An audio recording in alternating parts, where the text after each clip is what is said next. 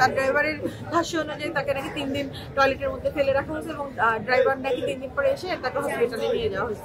একই সাথে brain stroke, heart fail, মানে একটা মানুষের উপর কতটুকু প্রেশার আসলে মানে রক্ত ক্ষরণের সাথে সাথে হার্ট ফেল এবং কিডনি ড্যামেজ হয়ে গেছে, তারপর তার প্রতিটা অর্গান শেষ, তার পিত্তথলি নাই, তার ইউটিআই হয়ে ব্লাড ব্লিডিং হচ্ছে, তার কান দিয়ে ব্লাড যাওয়া শুরু করছে গতকাল থেকে, মানে তার প্রতিটা অর্গান শেষ।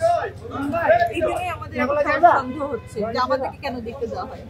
অনেক চেষ্টা করে পাইনি, মনিকে ফোন দিচ্ছে, মনে বলতেছে আম্মুকে রেস্টে রাখা হয়েছে, আমি জানাবো। তো ও জানাবোই পর্যন্ত সিসিউতে যাওয়া হয়েছে, দেখতে দেওয়া হয়নি। এরপর আমার হাজবেন্ডকে সিসিউর বাইরে অনেকক্ষণ বসে থাকতে 3 দিন দেয়নি। ফাইনালি আমি গত পরশুদিন যখন পিজিতে আনা হয়েছে ইনস্ট্যান্ট ঢুকে অনেক সিনক্রেট করে আইসিইউতে ঢুকলাম, আপুকে দেখলাম এবং ডক্টরদের থেকে যে খবর জানলাম যে একই সাথে তাকে যে অবস্থায় নিয়ে যাওয়া হয়েছে তখন অলরেডি তার হার্ট ফেল, একই সাথে ব্রেন স্ট্রোক, হার্ট ফেল, মানে একটা মানুষের উপর কতটুকু প্রেশার আসলে মানে রক্ত ক্ষরণের সাথে সাথে হার্ট ফেল এবং কিডনি ড্যামেজ হয়ে গেছে, তারপর তার প্রতিটা অর্গান শেষ, তার পিত্তথলি নাই, তার ইউটিআই হয়ে ব্লাড ব্লিডিং হচ্ছে, তার কান দিয়ে ব্লাড যাওয়া শুরু করছে গতকাল থেকে, মানে তার প্রতিটা অর্গান শেষ। এই জন্যই আমাদের সন্দেহ হচ্ছে যে আমাদেরকে কেন দেখতে দেওয়া হয়। রহস্যটা আমাদের ওখানেই লাগছে। অবশ্যই তাকে কেন সময় মতো হসপিটালে দেয়নি। তার ড্রাইভারের ভাষ্য অনুযায়ী তাকে নাকি 3 দিন টয়লেটের মধ্যে ফেলে রাখা হয়েছে এবং ড্রাইভার নাকি 3 দিন পরে এসে তাকে হসপিটালে নিয়ে যাওয়া হয়েছে।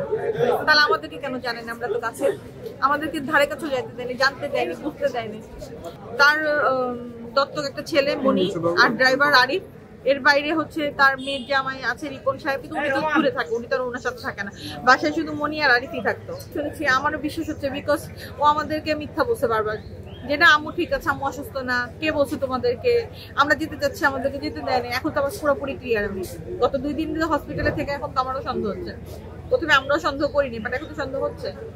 কেন দেখতে দেয়নি, আমাদেরকে যেতে দেয়নি কেন? একটু পরে সিদ্ধান্ত হবে, বড়রাই করবে, আমি জানি না।